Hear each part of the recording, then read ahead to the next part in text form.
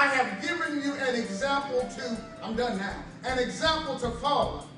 Do as I have done. Do as, if you're going to be effective, if you're going to be the kind of counselors who make a difference in people's lives. And check this out. Y'all are just not counselors. God chose you all that are in this room because you have been assigned. There have been some people assigned even before you got here. But they could not get healed. They cannot get delivered. And they cannot get set free until they meet you. But are you with me? To give them the best that you have in spite of you receiving nothing.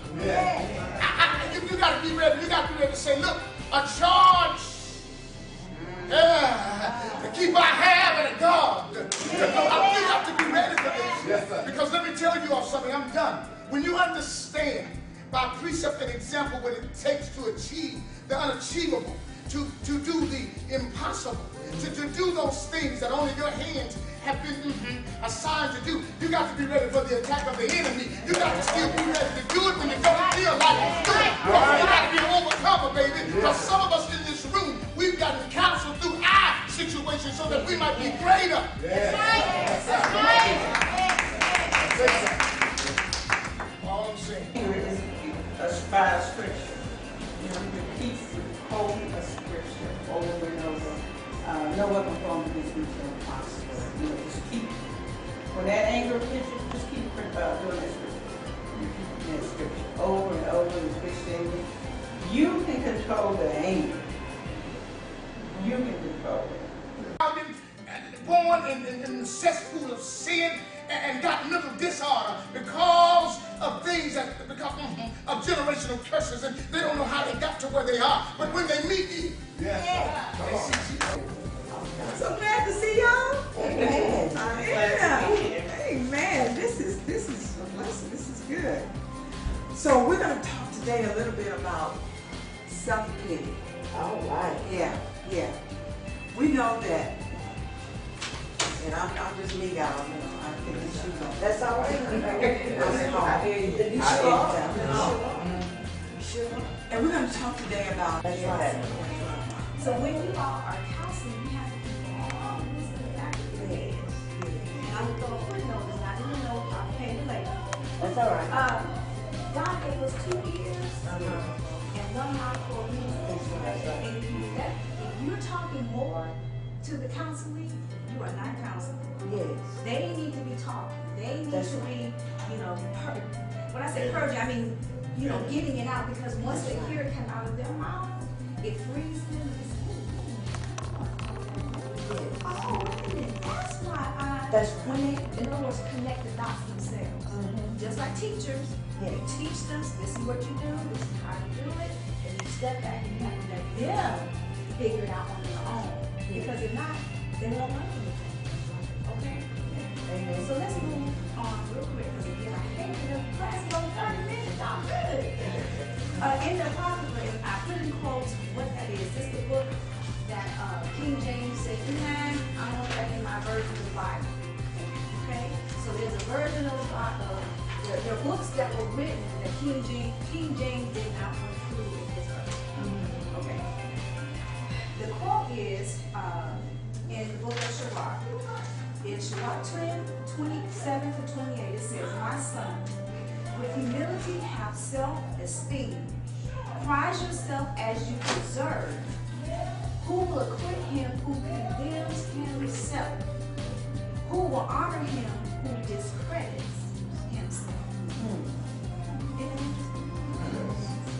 The Bible teaches us to see the value of our lives by adding God's perspective to our own, not ours. Strong enough, it starts affecting your body and your mind. Right. And you can think about something stressed out so that it can affect your health. Yes. So here she is drawn all up. Bitterness. Is that a good spirit or a bad spirit?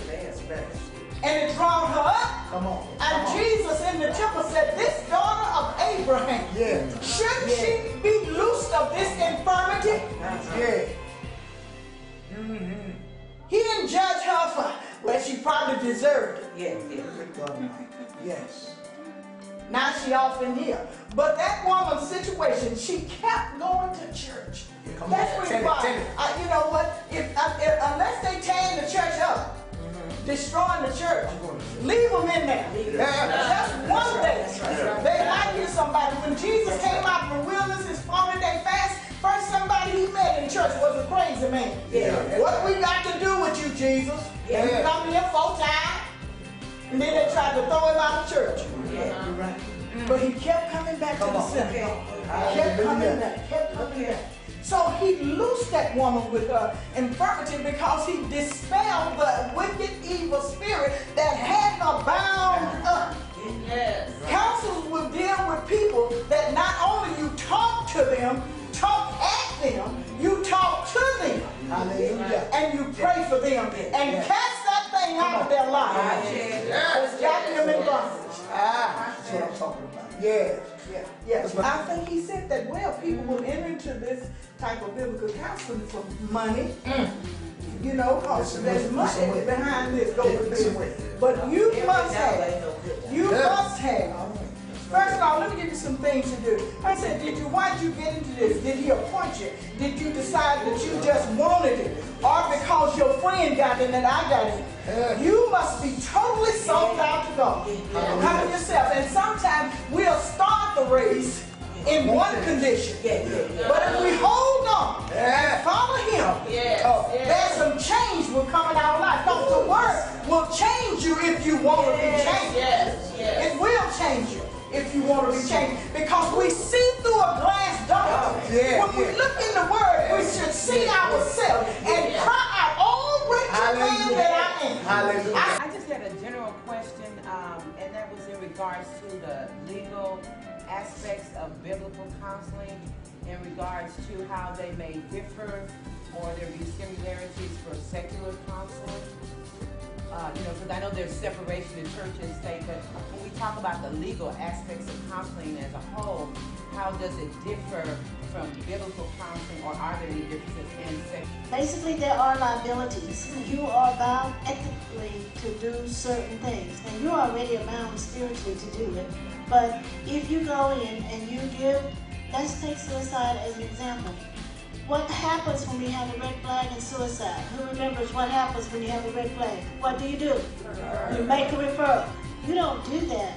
You know, that can lead to some other problems. The red flags are the ones that will Not only eternal life, but abundant life. I'm just trying to help somebody. See, we got the answer on how you can live the abundant life right here, right now, and not in the hereafter, but right now. But we are holding it and keeping it to ourselves when we need to be sharing it with somebody else. Not only are they grown folks, but they are children.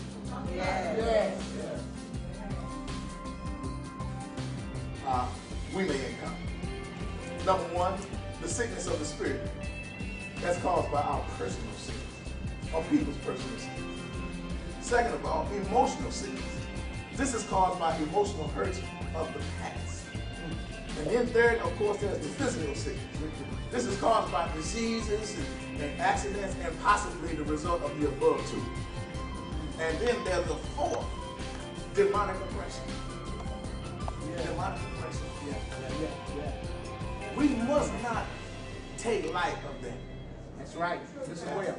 We must not take light of that. Right? We wrestle not against flesh and blood. Come on here. Right? But against principalities in high places. The battle, right, is not about the person that I see. It's what's going on the inside.